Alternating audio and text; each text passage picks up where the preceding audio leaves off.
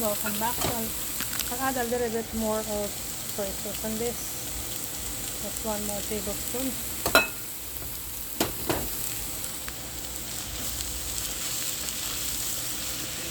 It's almost done.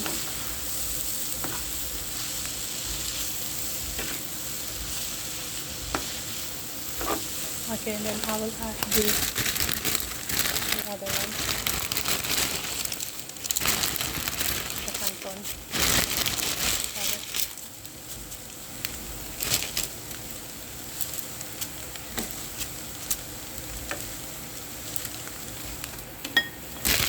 I know I did a different place now this time.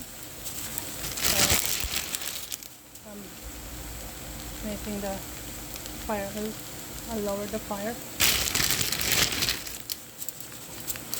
I'm putting in the whole entire noodles. Then I'll put a little bit of the broth.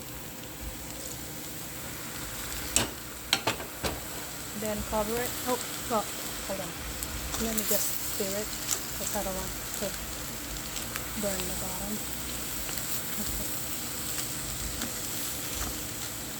Okay, so I'll cover it, excuse me, and let it cook for a few minutes, and I'll see you back.